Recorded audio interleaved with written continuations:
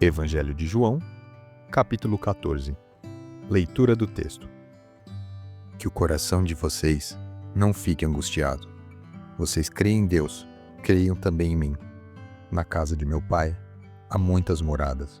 Se não fosse assim, eu já lhes teria dito, pois vou preparar um lugar para vocês. E quando eu for e preparar um lugar, voltarei e os receberei para mim mesmo, para que onde eu estou, vocês estejam também. E vocês conhecem o caminho para onde eu vou. Então Tomé disse a Jesus: Não sabemos para onde o Senhor vai. Como podemos saber o caminho? Jesus respondeu: Eu sou o caminho, a verdade e a vida. Ninguém vai ao Pai, senão por mim. Se vocês me conheceram, conhecerão também o meu Pai. E desde agora, vocês o conhecem e têm visto. Felipe disse a Jesus: Senhor, mostra-nos o Pai, e isso nos basta. Jesus respondeu: Há tanto tempo estou com vocês, Felipe, e você ainda não me conhece? Quem vê a mim, vê o Pai. Como é que você diz, mostra-nos o Pai? Você não crê que eu estou no Pai e que o Pai está em mim? As palavras que eu digo a vocês, não as digo por mim mesmo, mas o Pai que permanece em mim, faz as suas obras. Creiam que eu estou no Pai e que o Pai está em mim. Creiam, ao menos por causa das mesmas obras. Em verdade lhes digo, que aquele que crê em mim, fará também as obras que eu faço, e outras maiores fará, porque eu vou para junto do Pai. E tudo que vocês pedirem em meu nome, isso farei, a fim de que o Pai seja glorificado no Filho. Se me pedirem alguma coisa em meu nome, eu farei.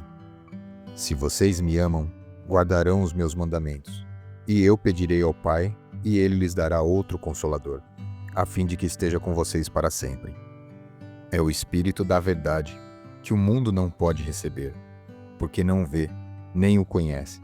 Vocês o conhecem, porque ele habita com vocês e estará em vocês. Não deixarei que fiquem órfãos, voltarei para junto de vocês. Mais um pouco, e o mundo não me verá mais. Vocês, no entanto, me verão, porque eu vivo, vocês também viverão.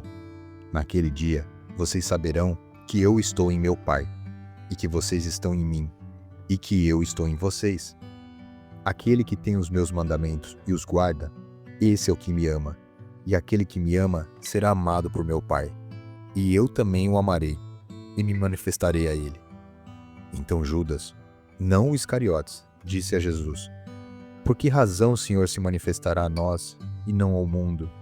Jesus respondeu: Se alguém me ama, guardará minha palavra, e o meu Pai o amará, e viveremos para ele e faremos nele morada. Quem não me ama, não guarda as minhas palavras, e a palavra que vocês estão ouvindo não é minha, mas do Pai que me enviou. Tenho dito isto enquanto ainda estou com vocês, mas o Consolador, o Espírito Santo, que o Pai enviará em meu nome, esse ensinará a vocês todas as coisas, e fará com que se lembrem de tudo o que eu lhes disse. Deixo com vocês a paz. A minha paz lhe dou. Não lhes dou a paz como o mundo a dá. Que o coração de vocês não fique angustiado, nem com medo. Vocês ouviram que eu disse: Vou e volto para junto de vocês. Se vocês me amassem, ficariam alegres com a minha ida para o Pai, porque o Pai é maior do que eu. Isso eu falei agora, antes que aconteça, para que quando acontecer, vocês creiam. Já não falarei muito com vocês, porque aí vem o príncipe do mundo, e ele não tem poder sobre mim. No entanto, faço isso para que o mundo saiba que eu amo o Pai e que faço como o Pai me ordenou. Levante-se. Vamos sair daqui. Amém. Concluída a leitura do texto, vamos aos comentários. O capítulo 14 pode ser dividido em duas partes. A primeira delas é de um conforto passado por Jesus aos discípulos, considerando o contexto que já vimos no capítulo 13, em que Jesus estava próximo de ser entregue para morrer na cruz, ressuscitar e encontrar o Pai. Já a segunda parte trata de um consolo ainda maior, não somente aos discípulos, mas a nós também, pois Jesus anuncia que enviará o Espírito Santo, o Espírito da verdade, o Consolador. Jesus diz para que os discípulos não fiquem angustiados e informa que está indo para a casa do Pai e que preparará lugar para cada um deles. Seria como o nosso irmão mais velho seguindo na frente, abrindo os caminhos e já nos reservando lugares no local que passaremos a eternidade com Ele. E quando Tomé questiona qual seria o caminho para este lugar com o Pai, a que Jesus se referiu, a resposta de Jesus foi a seguinte: Eu sou o caminho, a verdade e a vida. Jesus ainda complementa no verso 7. Se vocês me conheceram, conhecerão também o meu Pai. E desde agora, vocês o conhecem e têm visto. Talvez podemos dizer que o que Jesus estivesse afirmando seria algo como que os discípulos conheceram intelectualmente o Pai e que também já o viram, pois quem vê a Cristo também vê ao Pai. Mas faltaria ainda conhecer a Deus em sua substância, e isso seria possível logo após a descida do Espírito Santo. Quando Jesus diz no verso 14 que, se me pedirem alguma coisa em meu nome, eu o farei, já se tratava de uma garantia que ele estaria conosco sempre, mesmo após sua ida junto ao Pai, mas que nada faríamos sozinho, e sim somente na autoridade de seu nome. O uso da palavra de Deus por meio da autoridade do nome de Jesus seria utilizada em sua potência máxima após a vinda do Espírito Santo. Note uma evidência disso lá no livro de Atos 3:6, onde Lucas relata que Pedro curou um homem coxo de nascença. Ouça. Pedro, porém, lhe disse: Não possuo prata nem ouro, mas o que tenho, isso lhe dou. Em nome de Jesus Cristo, o Nazareno, levante-se e ande. Veja que isso já é uma evidência de que Jesus disse que se me pedirem alguma coisa em meu nome, eu farei. Continuando o livro de João, note que no verso 16 e 17 Jesus diz: E eu pedirei ao Pai, e ele lhes dará outro Consolador, a fim de que esteja com vocês para sempre. É o Espírito da verdade. Jesus promete estar conosco e por isso envia o Espírito Santo. É possível entender com detalhes a descida do Espírito Santo no livro de Atos, e é justamente neste livro que temos o resultado da cura do homem quando Pedro declara em nome do Senhor Jesus, por meio do poder do Espírito Santo, como acabamos de ouvir. João Crisóstomo, um dos pais da igreja, escreveu o seguinte sobre o Espírito Santo: É como se Jesus dissesse: Não ficará convosco como eu, mas habitará as vossas almas. E assim é a definição do Espírito Santo em nós. Ele não tem a forma humana como os discípulos viram a Jesus, mas viveria dentro de cada um deles e dentro de cada um de nós também.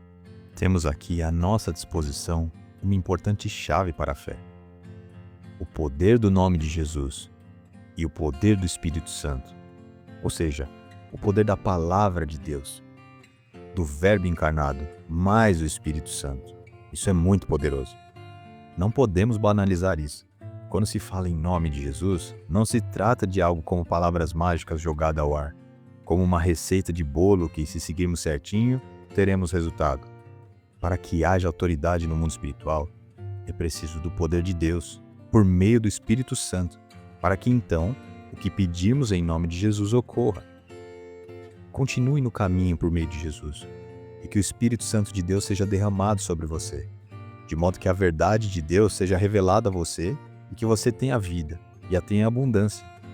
Jesus afirma aos discípulos que tudo que eles ouviram e testemunharam da parte de Jesus seria ensinado e lembrado pelo Espírito Santo, conforme está no verso 26, onde Jesus diz a eles: Mas o Consolador, o Espírito Santo, que o Pai enviará em meu nome, esse ensinará a vocês todas as coisas e fará com que se lembrem de tudo o que eu lhes disse. Essa verdade é evidenciada no Evangelho de João, por exemplo, que hoje está em nossas mãos, com detalhes tão preciosos. É pouco provável que um pescador da Galileia, que viveu há aproximadamente 2000 anos atrás, sem recursos tecnológicos aprimorados, é impossível praticamente que ele fosse capaz de, humanamente, trazer detalhes e conexões tão profundas com a Escritura Sagrada, de forma brilhante, assim como ele faz em seu texto. Pois, assim como João fez neste livro, que estamos lendo agora, e os demais discípulos também em suas cartas e evangelhos fizeram, isso só foi possível pela promessa de que o Espírito Santo ensinaria todas as coisas e faria com que eles se lembrassem de tudo que Jesus lhes disse. Porém, temos algo especial também da parte de Deus a nós. Isso não é promessa apenas aos discípulos. Se você ama Jesus, guarda sua palavra, como está lá no verso 23, e o Espírito Santo de Deus testifica com seu espírito a sua salvação em Cristo Jesus, Veja o que Paulo diz em sua carta aos Romanos 8,14. Pois todos os que são guiados pelo Espírito de Deus são filhos de Deus. Sim, temos também a promessa de andarmos no Espírito, e para isso é preciso cada vez mais nos alimentar da palavra de Deus. Ouça também a recomendação de Paulo agora em sua carta aos Gálatas 5. Digo, porém, o seguinte: vivam no Espírito e vocês jamais satisfarão os desejos da carne. Porque a carne luta contra o Espírito, e o Espírito luta contra a carne, porque são opostos entre si, para que vocês não façam o que querem. Entenda, há uma batalha em nosso interior, entre os desejos que não agradam a Deus e os que nos levam ao caminho de Jesus, a verdade e a vida. Alimente-se então das coisas do alto, e nessa luta com a carne, o Espírito Santo de Deus vai te dar a vitória, para que tudo o que não vem de Deus, aquilo que te entristece, que te aprisiona e que tenta destruir a sua vida, tudo isso será derrotado e afastado de você. No nome de Jesus Cristo e no poder do Espírito Santo de Deus. Amém. Concluindo, uma breve reflexão. Eu sou o caminho, a verdade e a vida. Ninguém vem ao Pai senão por mim. Aqui está o guia, o GPS ou Waze, como você preferir chamar, da vida eterna. Ninguém vai ao Pai senão por Jesus. Primeiro, é importante notar que os artigos são definidos. Não diz um dos caminhos, e sim o caminho, a verdade, a vida. Para muitos que ainda não creem no Senhor Jesus como caminho da salvação que leva a Deus, é difícil acreditar nesse verso, pois ainda entendem que qualquer outro meio poderá trazer a vida eterna. Mas não é isso que as Escrituras nos mostram. A graça vem do alto. É o Senhor Jesus que nos ama primeiro. Contudo, buscar este caminho para conhecer a verdade e ter vida é muito importante. Acredite, ouvindo ou lendo o Evangelho por dia e meditando sobre ele, você já está buscando esse caminho.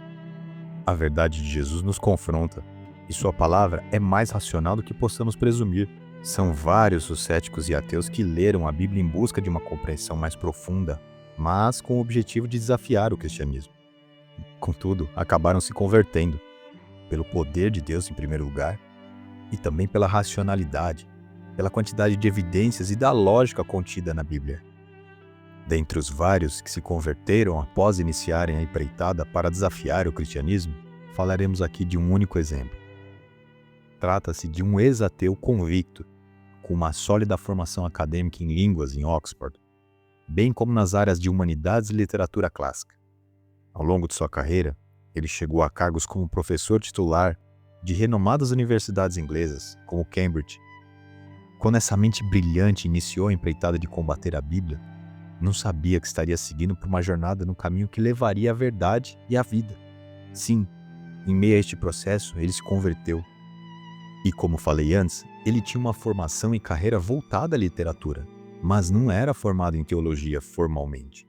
Contudo, ele se tornou uma das vozes mais influentes da teologia cristã do século passado, até hoje. E ele se considerava um leigo apaixonado pela verdade. Estou falando de C.S. Lewis. Após sua conversão, ele escreveu pelo menos 10 livros especificamente do cristianismo, como O Cristianismo Puro e Simples, O Peso da Glória e Cartas de um Diabo a seu Aprendiz. Se você não conhece um dos títulos que comentei, talvez conheça uma outra obra que virou uma superprodução de cinema, chamada As Crônicas de Nárnia. Uma delas era O Leão, a Feiticeira e o Guarda-Roupa. Se você já assistiu e não percebeu, sugiro que assista de novo. E note que há um pano de fundo totalmente cristão no filme. O Aslan, que é o leão, por exemplo, representa Jesus, que se doa em sacrifício pelo humano Edmundo. Uma outra curiosidade, você sabia quem foi a pessoa que pode ter tido uma participação ativa em levar o Evangelho, o conhecimento de Jesus, ao C.S. Lewis? Foi o J.R.R. Tolkien. Se você não o reconhece pelo nome, ele foi o criador da conhecida trilogia do Senhor dos Anéis. Tolkien conversava muito com seu amigo Lewis sobre o cristianismo. Enfim, temos aqui um exemplo de ateu nascido em 1898, que foi convertido aos 33 anos de idade após tentar combater o cristianismo, e faleceu em 1963. Perceba que ele plantou importantes sementes do Evangelho no século passado, e de forma brilhante sua obra reverbera até hoje. Este é o resultado de seguir o único caminho, que é Jesus. A consequência é o inevitável encontro com a verdade, com a vida. Continue firme buscando diariamente a palavra de Deus. Não é preciso ser professor de Cambridge para chegar ao Pai por meio de Jesus, pois o Evangelho é para todos. Você vive uma geração com uma infinidade de recursos para se aprofundar na palavra de Deus. Faça isso por meio de sua Bíblia impressa, da digital lá no seu celular, ou ouça a palavra de Deus, como temos feito aqui semanalmente juntos. Mas não deixe de buscar este caminho que é Jesus. É nele que você encontrará a verdade e a vida. Estou certo de que, assim como fez com C.S. Lewis, Deus também fará com você e permitirá que os seus frutos sejam para edificação, avanço e crescimento do reino de Deus aqui nessa terra.